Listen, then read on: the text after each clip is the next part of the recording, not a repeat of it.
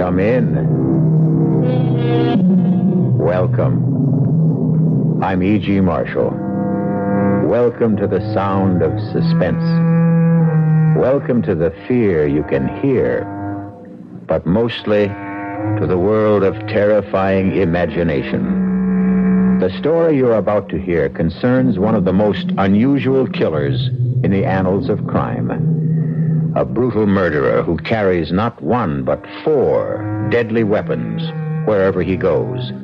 A huge monster of a creature weighing hundreds of pounds. But this isn't a horror story. In a way, it's a love story. It's called The Horse That Wasn't for Sale. And now that you've heard the title, you've already guessed the identity of our killer. But that doesn't mean you know what Stargazer is really like. No, you keep away from me here. Get back, Stargazer! Get back, get away! Please, stop it! Please, somebody stop him! Save me!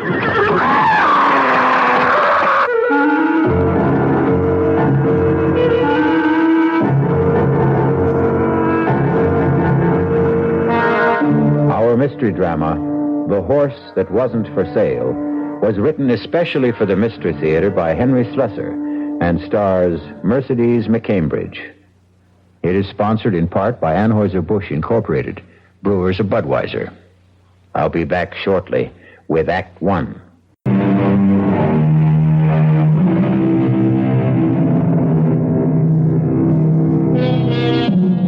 Our tale begins in an idyllic setting. Just picture the gently rolling hills of a horse farm in the early days of autumn. The colors of the trees all red and rust and differing shades of amber. See the ranch house nestled comfortably in the valley. The long row of white stables. But now you may notice something unusual about this farm. The stables are empty. No horses neigh and whinny in the paddocks. The only sound is the tapping of a typewriter. And at a desk in the front room sits a very handsome and very sad-looking young lady whose name is Chrissy Runyon. Judge Simmons, I thought it was only fair that I tell you the whole story about Stargazer, so that at least you'll know the animal isn't entirely to blame for what happened. It began on the day my father was buried. And, of course, it began with our trainer, Clem Burnett. He was all alone at Runyon Farms that day, and he took advantage of the fact to sample some of Daddy's best bourbon. Ah, shut up, you. Stand still if you want to get brushed. Ah, what's the matter with you? Stand still, you mangy beast. Oh, for the love of there goes the blasted phone now. I ain't got one job to do, it's another. All right. All right, I'm coming. Hello. Mr. Burnett, it's Chrissy Runyon. Oh, hello, Miss Runyon. How is everything out there? Oh, everything's fine, just fine. What about bobbling? Is she still off her feet? Bobbling's fine, just fine. Are you all right, Mr. Burnett? Sure I am. Everything out here is just the way it should be. Tell me, how was the funeral? I'm calling to ask about the horses, Mr. Burnett. Is Stargazer still restless? Well, that horse ain't been nothing but restless since the day he was foaled. Well, then don't trouble him, Mr. Burnett. Do you understand? Just let him be, and I'll take care of him when I get out there. Huh? You mean you're coming out? Of course I'm coming out. Why shouldn't I? Oh, no reason. I just thought, well, you ain't been here in a long time, Miss Runyon. Well, I have to arrange things for the auction. Huh? Auction? What are you talking about? I'm sorry, Mr. Burnett, but the horses have to be sold. And the farm, too. My father's debts were, too. Well, never mind. I'll be there sometime this weekend. Oh, wait a minute. You're telling me that I'm out of a job? I'm sorry. There's nothing I can do about it. Now, look here. I worked 6 years on this place. 6 years, and your old man never gave me more than a... I'll see you on the weekend, Mr. Burnett, and we'll settle then about your wages. And remember what I said about Stargazer. Just let him alone. Goodbye. Just like that, huh? Just like that, huh, Miss Snooty?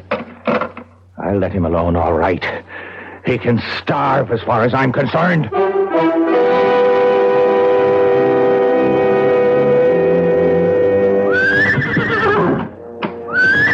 what's the matter, Stargazer?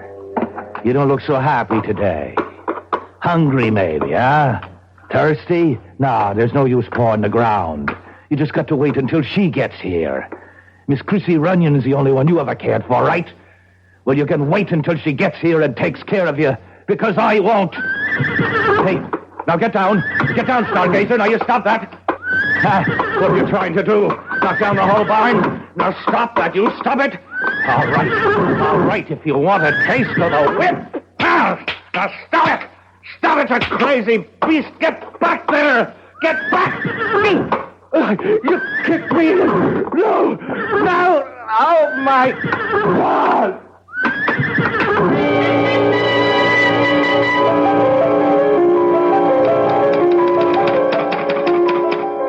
Well, you know what happened to Clem Burnett better than I do, Judge Simmons.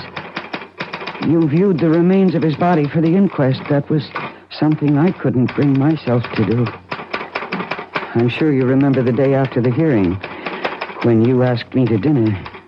No, I don't know. Please, Judge, why don't you tell me what's really on your mind? Come on. It's about Stargazer.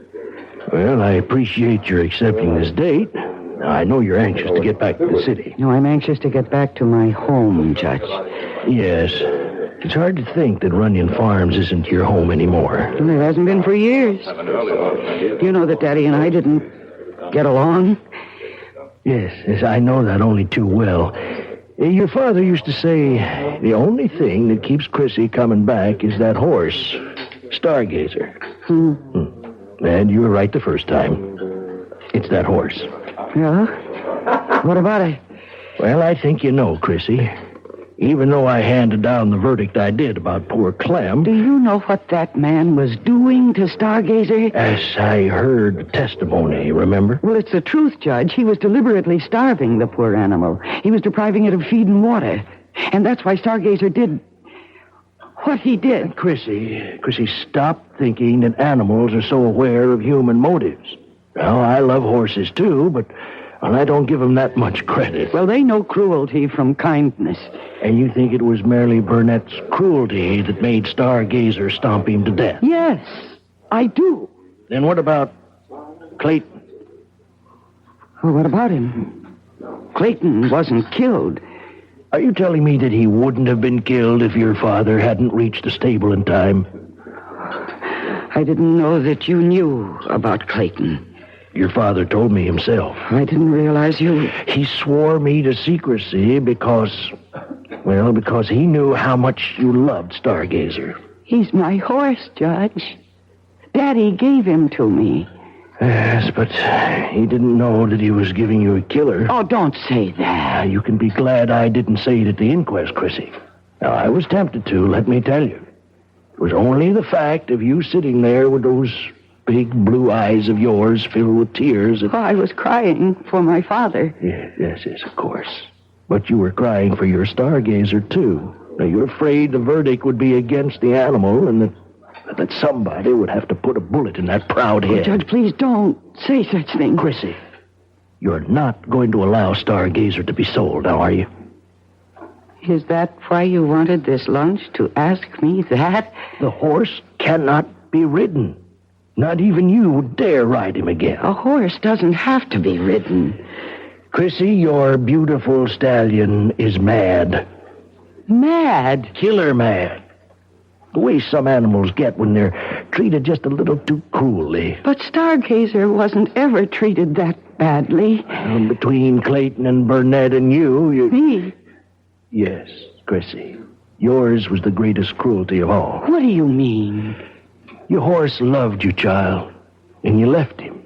You went out of his life, and you stayed out of it. Well, I was in college. And afterwards... Oh, Judge, I did have a life to live. I didn't want to live it under the thumb of my father. Yes, and Stargazer forgot kindness and learned indifference and cruelty, and he went mad. Now you have to do something for him. Judge, please listen to me. I know he's valuable, Chrissy. And I know your father left you with too many creditors, and Stargazer will probably bring you a higher price than any other horse on the list. 8, maybe 10,000 from the stud farm. Judge Simmons, you needn't have worried. I made up my mind about that even before Stargazer, even before Burnett was killed. He's not for sale. You mean that, Chrissy? I'm putting every single horse up for auction, but not Stargazer.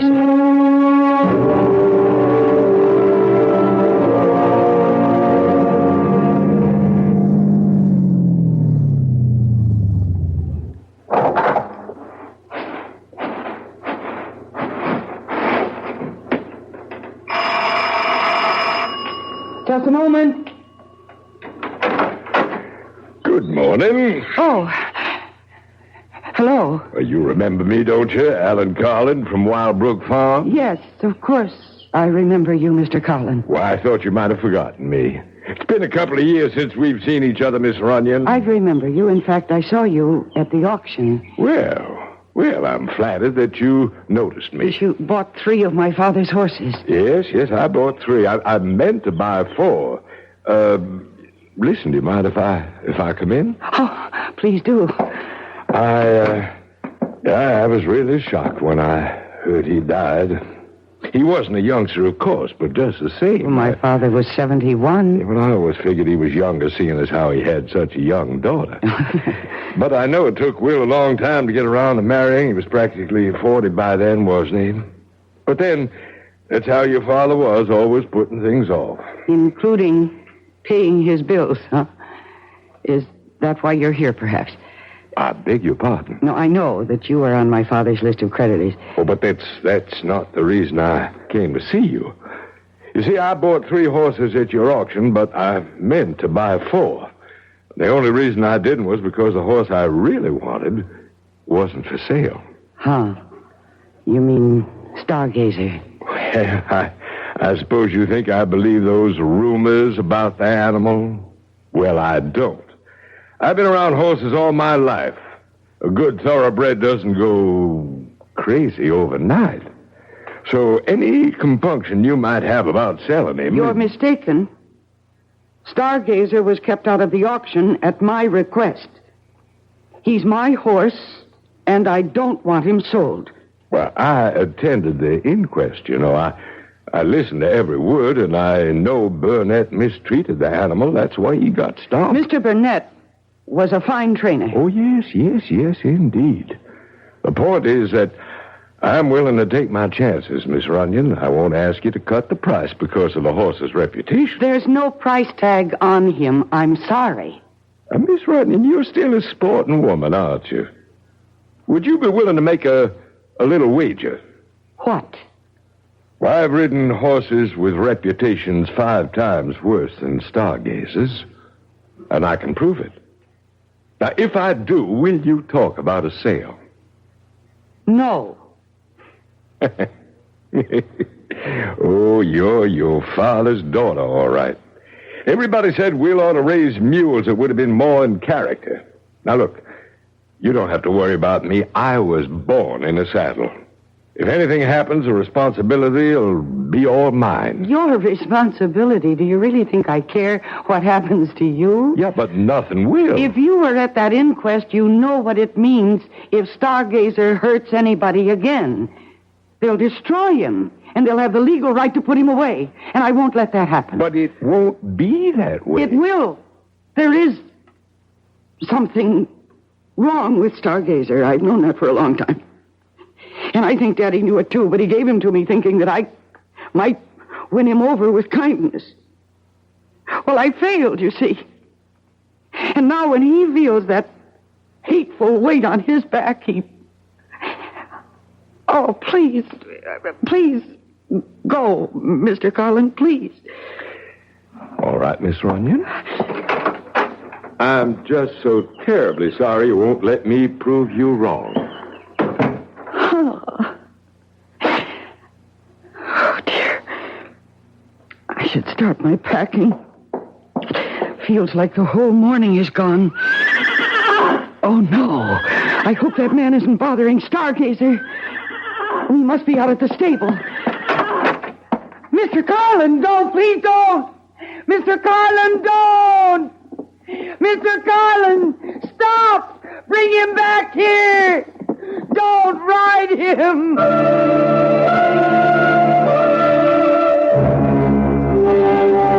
And so Mr. Alan Carlin, horse fancier, has taken a fancy to a killer horse. But Mr. Carlin won't admit he can't win Stargazer's heart and perhaps win Stargazer himself. We'll find out what becomes of both of them when I return shortly with Act 2.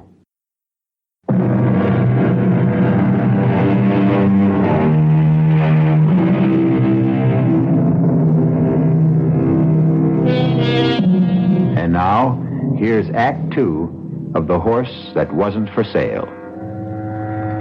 Alan Carlin knows horses, knows the feel of them, the moods of them, knows when they respond to a rider's touch, and knows when they resent it. But there are times when even the best horseman allows his ego to override his common sense. And Alan Carlin is about to learn that his time is now. Okay, boy. Take it easy now. Easy. Slow it down, boy. Come on. Those branches. Oh, good Lord, Stargazer, slow it down, boy. That tree. No. Oh, God, my back. My spine. You crazy horse, she was right. You are crazy. No, you keep away from me. Get back. You get back there, Stargazer. You get away. No, stop it. Somebody, please, somebody stop him. Save me.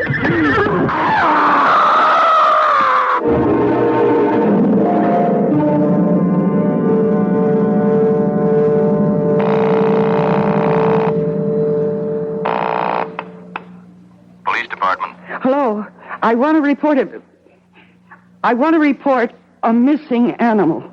A horse. Who is this, please? My name is Runyon, Christine Runyon. Oh, yes, Miss Runyon. This is Sergeant Beggs. Oh, Sergeant, one of my horses was removed from... he ran away. Oh? I thought all your animals were auctioned off, Miss Runyon. No, there's one that wasn't sold. His name is...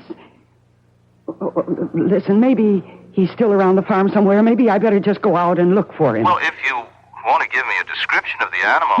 No, it's all right. I just lost my head for a minute. I'm sure he's around the property somewhere, and I'll find him. Don't worry. Whatever you say, miss. I'm sorry to have troubled you. Goodbye.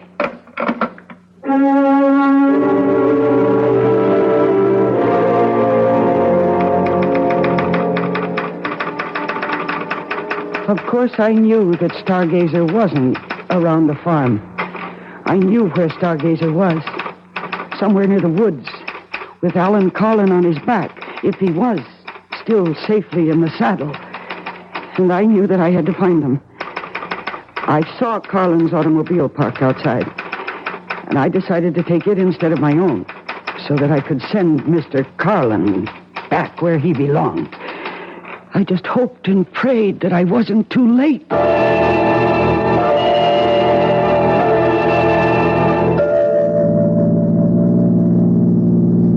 I hated driving. All my life I preferred a saddle to a driver's seat. But I drove Alan Carlin's car like a reckless idiot, taking every curve as if it was a race course. Stargazer must have been traveling swiftly, because there was still no sign of them when the road ended and became a forest trail. Only a horse could travel that pathway. So I stopped the car. I wasn't afraid of the forest. I'd spent half my life on a trail that led into the deepest parts of it. But now, for the first time, I felt afraid of it. Afraid of what it might conceal. And then I heard a sound that froze me in my tracks. Stargazer! Stargazer, where are you? Stargazer! Mr. Carlin! Oh, thank heavens you're all right, Stargazer. You are. Oh, dear God. No! Mr. Carlin, he's been thrown. Oh, I warned you not to do this. He just won't be ridden. Nobody can ride Stargazer, not even me. You're lucky you weren't... Oh, no. Oh, no, his head. Oh, no. You killed him. He's dead. He's trampled to death. Oh, dear God. How could you let this happen? It isn't right. It isn't right. No, Stargazer. I'm not angry. Not with you. My poor animal. No, it's his fault. It's all his fault. Oh, damn you, Carlin. Why did you make this happen? Why? No, don't worry. Don't worry, Stargazer. I'm not going to let anything happen to you. That wouldn't be fair. It just wouldn't be. Only what can I do? They'll find out. Somebody will find out. I looked at Carlin's dead body, and I thought, what if I simply left it there? Just left it to yesterday's dead leaves and this year's snow. By the time they found him, Stargazer would be safe with me in Washington. But then I realized that would never work. They'd see the hoof marks on his face. They'd know. That policeman I called would remember, and they'd come for Stargazer, and they'd put a bullet in his head. No, I couldn't leave Alan Carlin there. Not with the story of his death so clearly marked on his face and his body. Or maybe there was something else I could do. What if I obscured the story of that death? What if I just obliterated it? Yes, that was my answer. Alan Carlin's automobile was only 100 yards away. If I could get him there, I bent down and put my hands under his arms, and I tried to lift him. He was so heavy. Dead weight. How could I drag him to the car? No, it was impossible. I could only move him a few inches along the ground. The slippery leaves beneath his body helped a little, but I just didn't have the strength. And then Stargazer gave me the answer. If I could manage to secure the body to his harness, if I could attach it somehow to the reins, or even to the stirrup. It was horrible, I knew that. But the thought of what might happen to Stargazer was even more horrible, more unbearable. And finally, I managed it. I dragged that man's body out of the woods, using Stargazer as my strength. And I put Alan Carlin into his own automobile. And I started the engine. There was only one logical place to take him. It was the canyon road, of course. I knew how steep that drive was, how dangerous it was. That's why so few cars traveled it. And that was lucky for me, the fact that the road was empty, because it made what I had to do so much easier. It almost seemed like a sign from heaven that what I was doing was right. And then, at the beginning of a steep grade, I stopped the car. And I looked at the edge of the precipice. And then I looked at Alan Carlin's body. And for a moment, my nerve deserted me. But then I put down the parking brake. I shifted the car into drive. And I got out. And I reached below the dashboard and released the handbrake. And for a moment, I thought I'd have to push the car to start it sliding down the grade toward the edge. But then gravity became my confederate, and the car began to move of its own accord. The door slammed shut as the wind caught it, and with gathering momentum, it headed straight for the guardrail, straight for the canyon below. And the guardrail gave way, and the car and the man and the whole horrible problem went over the edge. And when it struck the bottom, the impact was so shattering, I knew that Stargazer could never possibly be implicated in that man's death. Then I made the long walk back to the woods, back to my horse, to my old friend, who stood patiently tethered, waiting for me, trusting in me.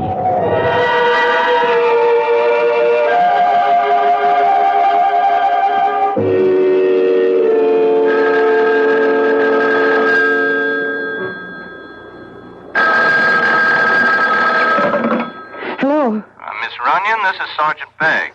Oh, yes, Sergeant. Well, I just thought I'd call and see if you had any luck about finding your horse, I mean. Oh, yes, I found him. I was foolish to have panicked. He hadn't gone very far after all. Oh, good. Still on the property, you mean? Yes, he was. That was silly of me. He was just a short distance away. Well, that's fine. That's just fine. I'm glad to hear it. Better make sure you keep that stable door locked, huh? Yes, I will. Thank you very much, Sergeant. You're welcome, Miss Runyon. Goodbye. Goodbye. Oh, I think I could use a drink. Oh, no. No, what? Hello? Hello, is this Miss, is it, Bunyan? No, the name is Runyon. Who is this? Well, you wouldn't know me, Miss Miss Runyon. Name's Sam Fryatt. I work over at Wild Book Farm for, Mr. Carlin, you know? Yes?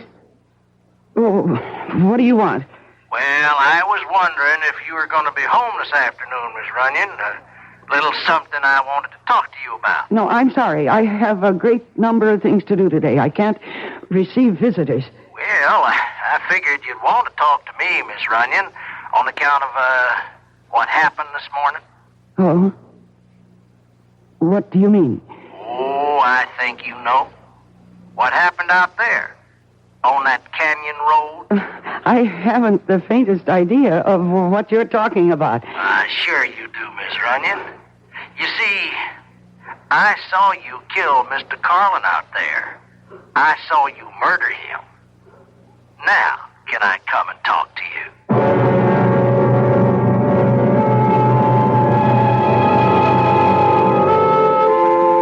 There's a famous old saying that we've all become familiar with lately.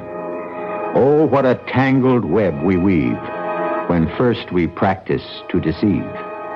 At the moment, it looks as if Chrissy Runyon has woven herself a tangled web, and one in which she herself seems to be caught. But we'll learn exactly how tangled her affairs are when we return shortly with Act 3.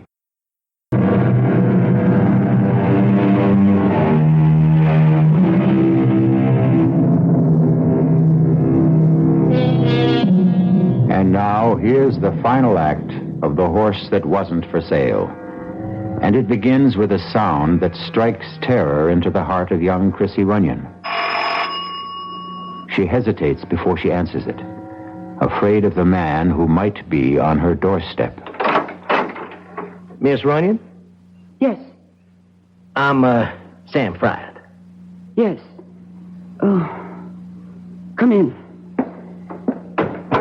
Well, it's nice of you to see me, Miss Runyon. Who are you, Mr. Fryatt? I've never seen you around here before. Well, I'm new, Miss Runyon. I come from out of state. Yeah, I used to work in West Virginia at the Algonquin Farms. You know it? I heard of it. Yeah, well, I used to be a trainer there a long, long time ago. Then they had me doing grooming work and junk like that. I said, no more of that, I said. Mr. Fryatt, will you please come to the point? What did you mean about Mr. Carlin? I don't know what you saw or think you saw. I seen you, Miss Runyon. I seen what you did. Well, whatever you think you saw, you were mistaken. I didn't even know your boss, Mr. Carlin. And to accuse me of killing him... Oh, but that's what you did, all right. Now, you pushed that car over the cliff, and poor Mr. Carlin was in it. My, you must have really hated that man. Well, what'd they ever do to you? Get fresh or something? Mr. Fryatt, you're completely wrong. I swear you're mistaken. Well, all righty then, I'm wrong. So you don't mind if I tell the police what I saw? Now, I figured they're not so dumb. They can go looking for footprints or something up there, like tire tracks and stuff like that. It was an accident. Of course, I don't have to tell them what I saw. What do you mean by that? Well, what I said. Ain't no law saying a man has to tell everything he knows. And what would stop you? Oh, if I liked a person. No, that's not what you really mean, is it? Now, you take Mr. Carlin. Well, I only worked for the man a week, and I could tell already that he wasn't such a nice fella. Now, I did not kill Mr. Carlin. Oh, sure, Miss Runyon. But you see, there I was in that canyon, taking a ride on the old nag they let me use, and I seen that car stop there. And now, just for the heck of it, I put my field glasses on it. That's how I come to see it all. But you don't understand why I did it. Oh, heck, I don't care why.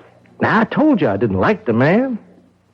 Sure could sit a horse, though. Now, I'll give him that. I swear to you he was already dead. You know, people around here know that he treated your pa pretty bad.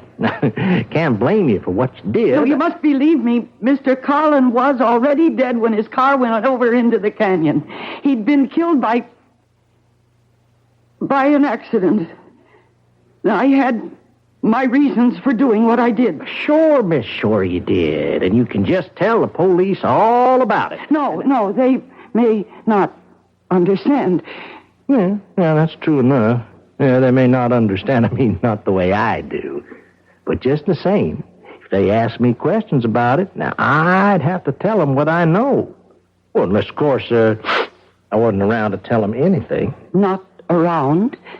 Well, with Mr. Carlin dead, there's not much point in me hanging around Wildbrook much longer. Maybe I ought to move on. Find me another job. If I did that, well, I wouldn't be here when the police came around. Understand? No, I'm not sure I do. If I could get me a stake, now I'd leave right away, tomorrow, maybe. It wouldn't take much. 4,000 or 5,000 maybe, huh? That ought to be enough, don't you think? Oh, now, wait a minute. Well, better round it out to 5. 5,000 would do her, Miss Runyon. You expect me to give you that money? Well, it would sure help if you did. But that's impossible. I don't have a penny. Auction must have given you plenty, Miss Runyon. Why, Mr. Carlin bought some of your stock himself. But every cent goes to my father's creditors, and even that won't be enough. Well, I don't know about that. All I know is 5,000 would do me just fine. Now, you think it over, Miss Runyon. I'll come back tomorrow afternoon. It won't do any good. Well, we'll see. There's just no way I can raise that money, Mr. Fryer. Oh, you'll find some way. Women these days, they can do just about everything. Fly airplanes, run companies, kill people. Well, you'll figure something out, Miss Runyon. Well, so long now. Mr. Fryer, please. I'll see you in the morning. Oh, dear God. What am I going to do? And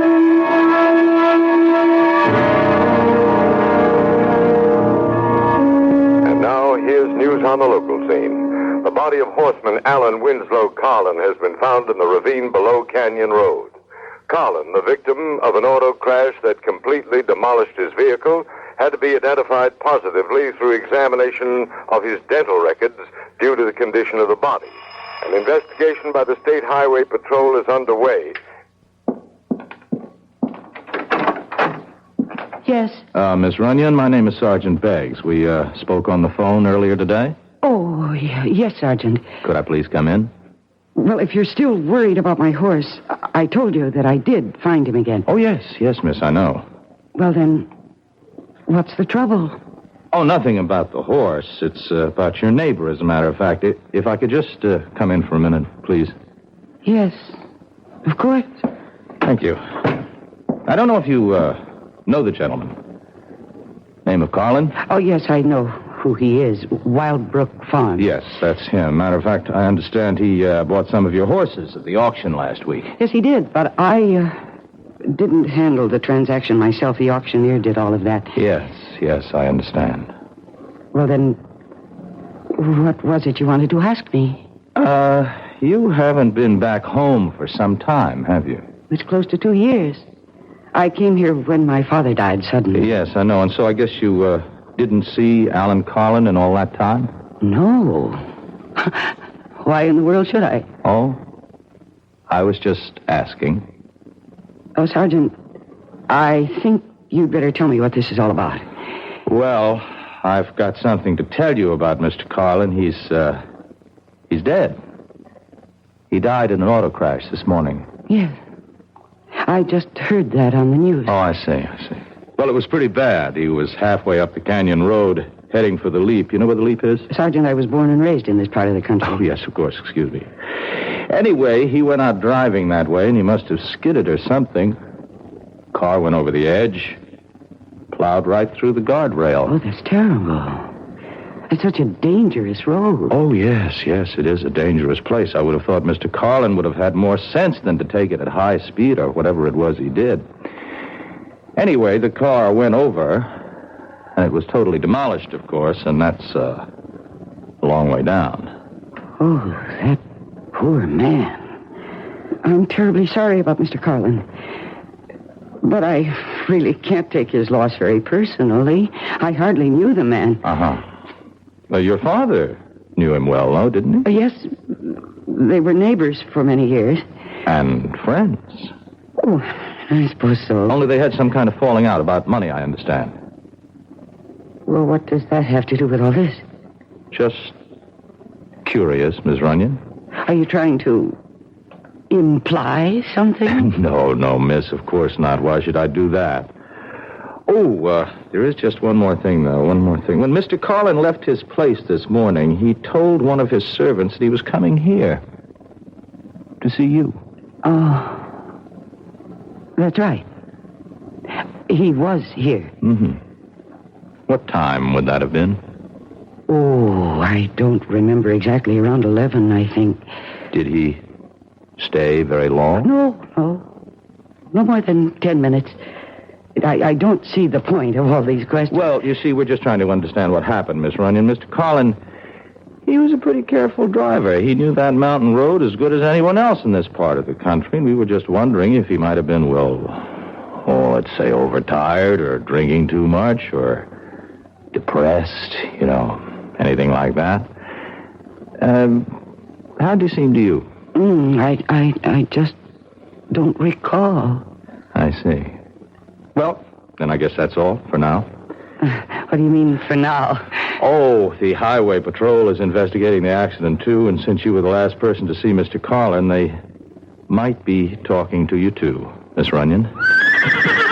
Oh, is that the horse out there? One that got away? Yes, that's my horse. My. That's a fine-looking animal. Oh. I guess he's the only one you didn't sell off, huh? That's right, the only one, Sergeant. But I might not keep him after all.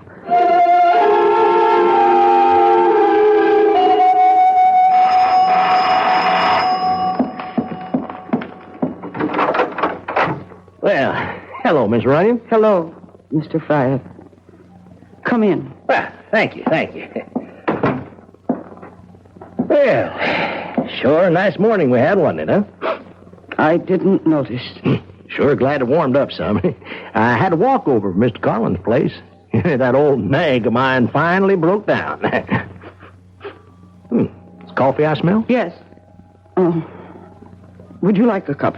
Well, I sure wouldn't mind. How do you take it? Black, just fine. Oh, thank you, miss. That's real nice of you. That's good. Well, now, I understand the police were around yesterday. You don't miss very much, do you, Mr. Fryer? Pays to keep your eyes open, I say. Oh, yes, I'm sure it does. Now, the question is, how much does it pay? Mr. Fryer, I don't have the money you want. Well, now that's a real bad piece of news, Miss Runyon. I told you yesterday there's simply no way for me to get my hands on it. The money that came to the estate through the sale of the ranch and its stock went directly into escrow. Now, I wouldn't know about fancy words like that, miss. All I know is... The estate has no money. And I have no money of my own. Well, that's really too bad.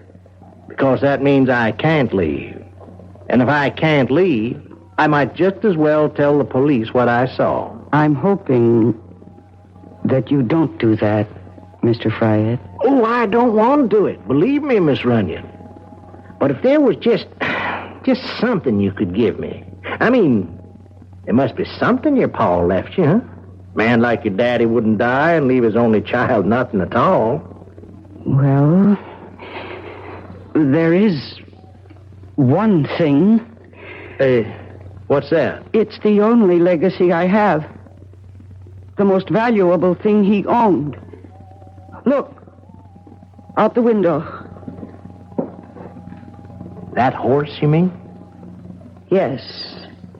His name is Stargazer. A thoroughbred. A champion. Yeah, that's some stallion, all right. You said you were a good judge of horseflesh. How much do you think he's worth? Well, I wouldn't know for sure. But I've been told he's worth between $8,000 and $10,000. Yeah. Hey, a man would be mighty proud to own a horse like that. Well, he's all yours, Mr. Fryatt. What? I'll transfer my ownership to you. Right this minute. Oh, you really mean that? Oh, why, that would be real fine, Miss Runyon. That would be real kind of you to do that. It won't take more than a few minutes for me to prepare the papers. Oh, I'd really appreciate that, Miss Runyon. You know, I'd sure like to take him out for one last ride before the sun goes down. And, of course, that's just what happened, Judge Simmons. Sam Fryatt took Stargazer out for his very last ride.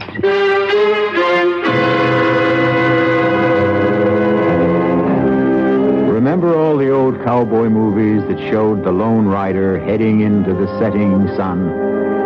Well, you can picture old Sam Fryatt doing exactly that. Only when the words that say the end appear on the screen, you can also be sure they mean the end of old Sam Fryatt. I'll be back shortly.